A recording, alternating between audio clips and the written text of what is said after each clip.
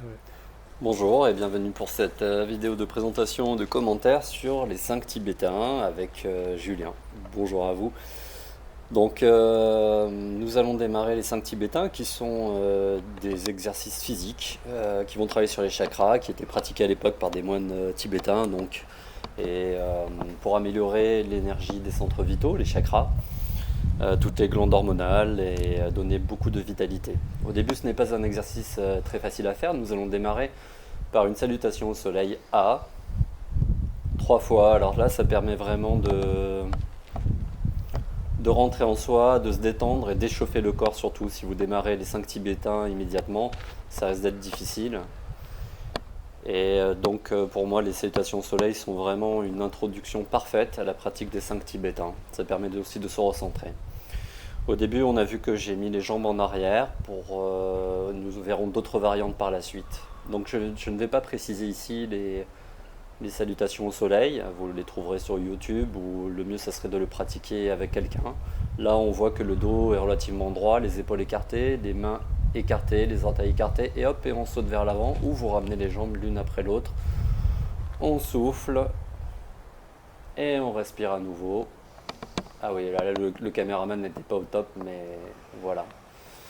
Donc au début, vous avez vu que j'avais un petit iPod attaché, parce que pendant la pratique des 5 tibétains, j'écoute souvent les enseignements de Deepak Chopra sur la loi de la manifestation ou des musiques de relaxation propices à la détente et au yoga dont je vous fais part dans le texte.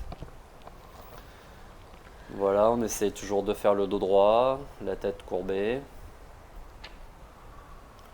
on écarte bien les mains. Le plus difficile dans le yoga et les salutations, c'est de trouver le juste équilibre entre la tension physique et le relâchement physique. On va essayer d'étendre le mouvement grâce au souffle. Et on n'est pas dans la performance. Voilà, là j'ai ramené les jambes devant pour montrer une variante. On n'est pas dans la performance, on est dans la détente maximale. Là aussi c'est une variante de mettre les bras comme ça. La vraie salutation au soleil ne le fait pas, mais appropriez-vous vos salutations au soleil. Voilà, là c'est le bond en arrière, donc on fait ça avec un petit peu de pratique. Lorsque le Mula Bandha est plus présent, le Mula Bandha c'est la ceinture abdominale, la contraction du périnée qui doit être présente le plus souvent possible afin de se préserver des maux de dos ou de forcer sur les reins, les hanches, etc. Donc là on recherche vraiment l'assouplissement maximal, la relaxation, la détente avant de faire les 5 tibétains. Voilà, on revient. Les jambes sont pas complètement fléchies, mais on n'est pas dans la performance. Il y a des jours où elles le seront plus, d'autres où elles le seront moins. On essaie de garder les épaules en arrière. Salutations au soleil B. Donc là, on fait 3 salutations au soleil A et 3 salutations au soleil B. Pourquoi salutations au soleil B? Parce que c'est le seul exercice qui va permettre d'ouvrir les hanches. Et on ne retrouve pas l'ouverture des hanches ni dans les rites tibétains, ni dans la salutation au soleil A. Donc là, ouverture de la hanche, droite, et on va faire la même chose à l'ouverture de la hanche, gauche.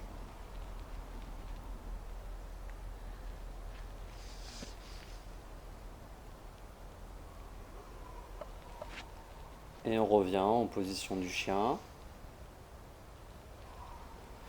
Alors là, je ne sais plus s'il y a une seule respiration ou 5 respirations comme la salutation au soleil A. Moi j'en fais 5 parce que j'adore cette posture et ça permet vraiment de se détendre un maximum.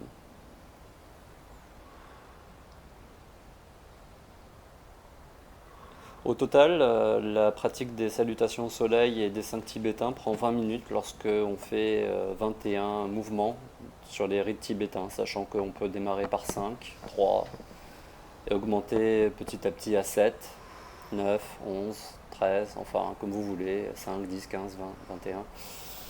Pendant très longtemps, j'ai réalisé des rites tibétains selon ma forme physique du jour et c'était une très mauvaise idée. Un jour, j'ai un ami qui m'a dit bah moi je fais les 21 et moi j'en faisais une dizaine à peine et là ça m'a mis la puce à l'oreille. J'ai dit bah là c'est hors de question mon coco. Moi, je vais faire 21 aussi, il n'y a pas de raison que j'y arrive pas. Donc, j'ai démarré avec cet ami et en fait, pour démarrer, c'était beaucoup plus facile de pratiquer ensemble en fait. C'était beaucoup plus motivant. Au bout un mois et demi de pratique, vous aurez le désir de pratiquer les Tibétains. Au début, le corps doit s'ajuster, se tonifier, et donc ça peut être un petit peu pénible. Mais là, au bout d'un moment, au bout d'un mois, un mois et demi, c'est vraiment le corps qui va vous porter dans la pratique et qui va vous permettre une meilleure relaxation interne. Et c'est vraiment un plaisir de pratiquer ces Tibétains. Sur un site internet dont je donne le lien, on voit que la vitalité augmente de 200 ou 300% sur 8 heures à la pratique. Vous pouvez réaliser ces rites le matin au réveil, le soir à 3 heures du matin sous la lune, sur une aire d'autoroute. Voilà, toutes choses que j'ai faites moi-même. En fait, vous les appropriez, vous les faites quand vous voulez. La discipline, c'est vraiment de les faire une fois par jour et éventuellement de se permettre de temps en temps, un jour par semaine, vous pouvez faire un jour de repos si vraiment vous êtes épuisé ou peu importe. Donc là, quand même, les situations m'ont un petit peu fatigué et on démarre par le Dervish Turner. Donc respiration et expiration. Respiration et expiration. En fait, tous les mouvements sont rythmés par la respiration. On respire bien. Là, on écarte bien les bras en arrière pour ouvrir la cage thoracique.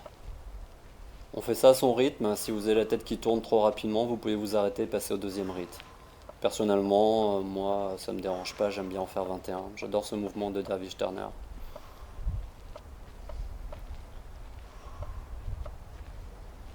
Donc là, on va se cogner ensemble les 20 minutes de pratique.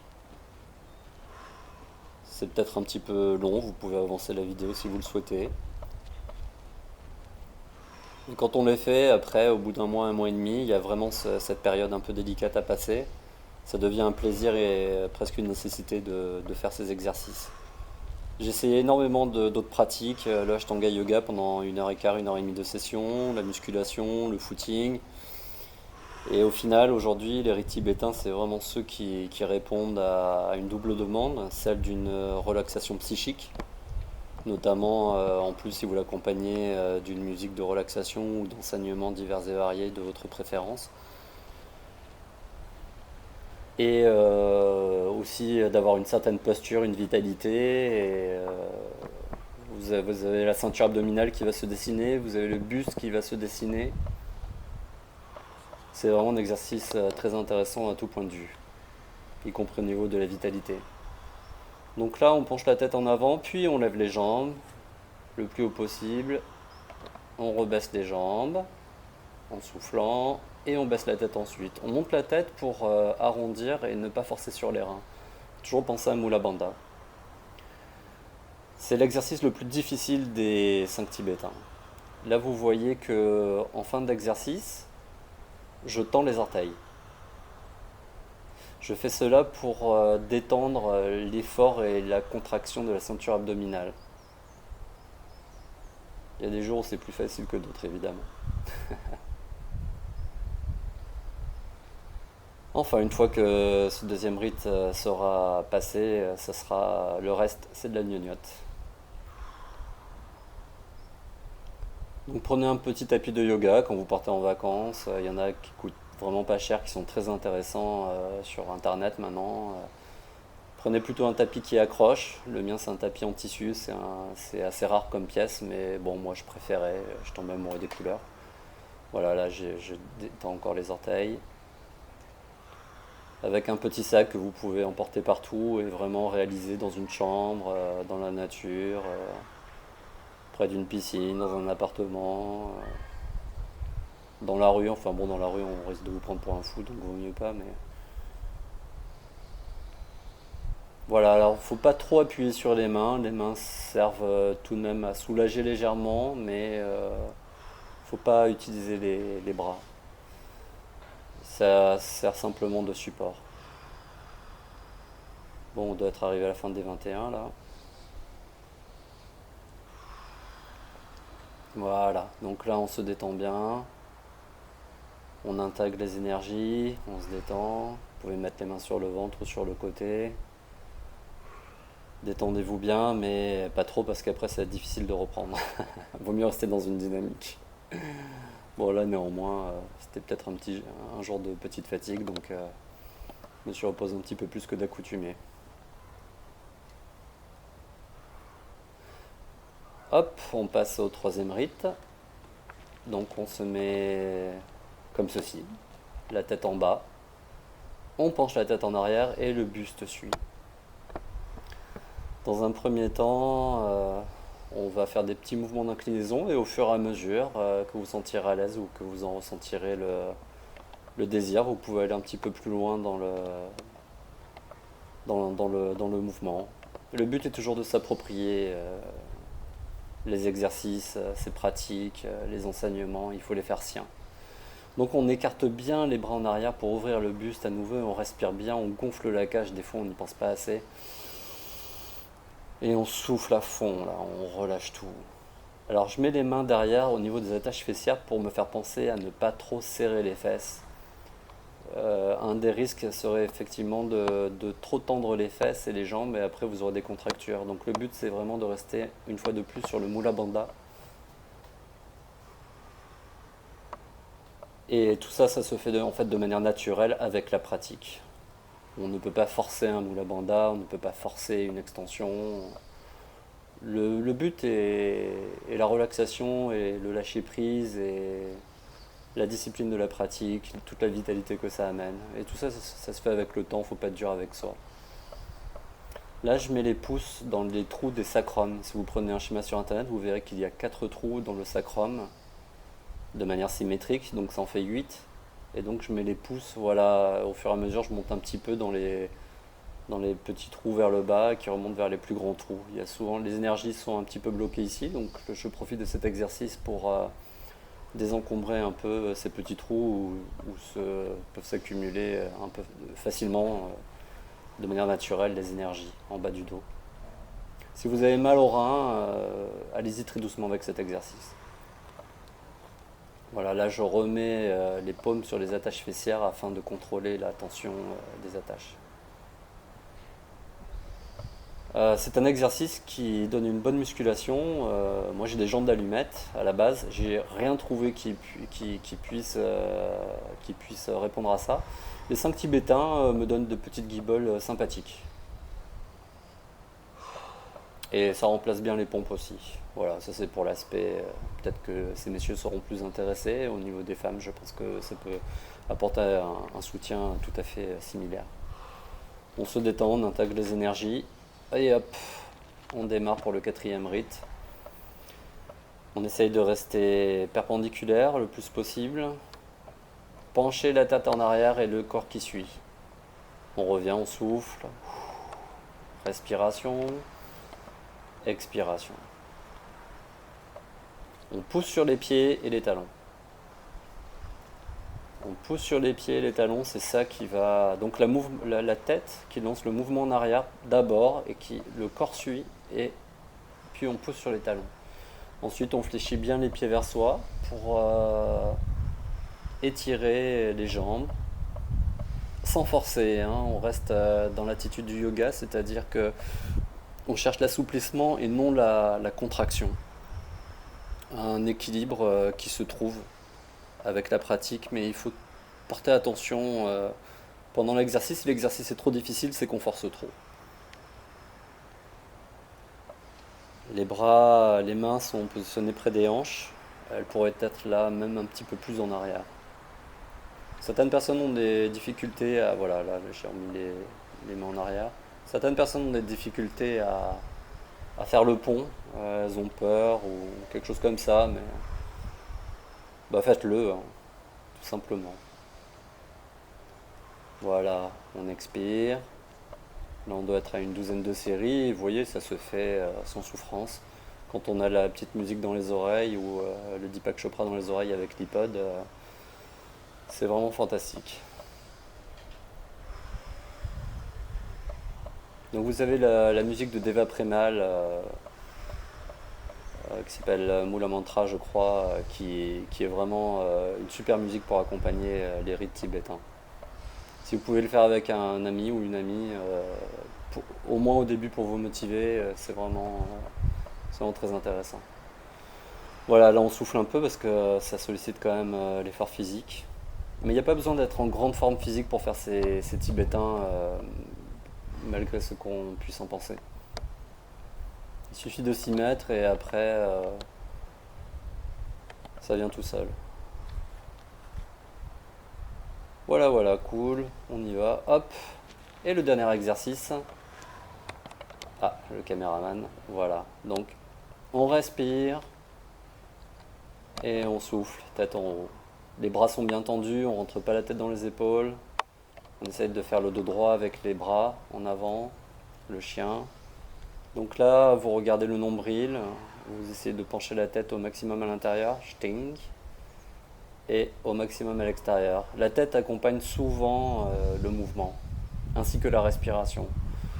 Certains praticiens yogistes pourront constater que la respiration se fait à l'inverse de la pratique des salutations au soleil. On peut penser que c'est une mauvaise chose. Avec la pratique, on constate que finalement ça se fait très bien comme ça, et donc moi je respecte ce cinquième rite tibétain tel qu'il est donné. Et changement d'herbage, réjouissez-vous.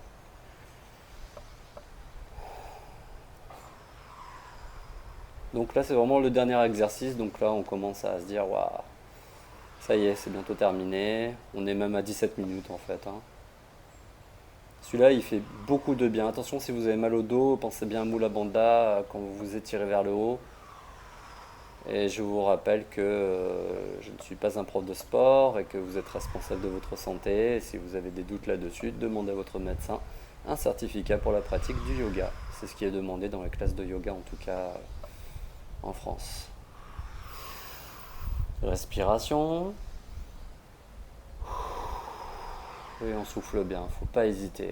Moi j'ai un ami qui le pratique et que j'entends à peine souffler. Moi je suis un vrai bœuf quand je pratique et j'aime bien exprimer, expirer, inspirer en faisant du bruit. C'est ma manière de faire. À chacun la sienne. Vous pouvez le pratiquer en slip. Normalement je suis en slip, mais là pour éviter certaines remarques, j'ai mis un petit short de sport tout de même. Je l'ai même fait déjà à poil un jour, mais bon, j'ai pas recommencé, c'est pas très pratique. Voilà, à la fin, la position est bonne, mais les bras derrière, c'est vraiment parce que moi, ça me parle. J'étire bien les épaules en arrière et après, je relâche tout. Après, on met les bras en avant. Normalement, dans les vrais rites, on laisse les bras au sol en arrière. Moi, j'aime bien étirer devant. Hop, on grappille un peu, on cherche à détendre tous ces petits muscles qui ont travaillé, notamment au niveau des dorsaux pour pas avoir des contractures. Ah, et voilà, là, on est bien content. Là. Ensuite, je termine ça par quelque chose de tout à fait optionnel. Je vais faire un dernier étirement, style fin de salutation au soleil A. Respiration, on regarde devant, on souffle, allez hop, on tire un peu tout ça. Ça c'est position de yoga pour aider à aller plus loin dans le mouvement, toujours avec le souffle et pas la tension musculaire, le souffle. Bon bah là je crois que voilà, donc là d'ailleurs on observe que la souplesse est meilleure qu'au départ. Et on respire un grand coup. Et voilà pour la présentation de ces rituels tibétains made in Julio de la Mancha. Donc à vous de voir si vous avez envie de faire les salutations au soleil, si vous avez envie de démarrer directement par les 5 tibétains, si vous avez envie de faire 3 salutations au soleil A, 2B, ou 5A, 5B, ou 0A, 0B. Appropriez-vous ces rites. Essayez de vous aider avec un partenaire au début pour démarrer. Essayez chaque semaine de vous dire, cette semaine, mettez-vous un planning, cette semaine j'en fais 7, la semaine prochaine 10, la semaine d'après 15. Augmentez à votre rythme, mais augmentez chaque semaine et faites-vous confiance, vous pouvez vraiment le faire, même si au début c'est un petit peu compliqué. Le corps va littéralement vous porter au bout d'un mois et demi, et ce sera vraiment une grande satisfaction de le faire. Oui, là je disais chute au caméraman. J'espère que cette vidéo vous aura plu. J'étais ravi de la partager avec vous en tout cas. N'hésitez pas à me faire des commentaires.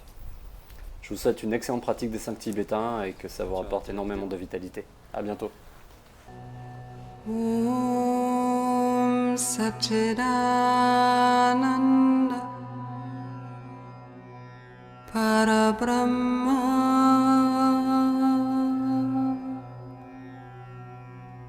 Purushottama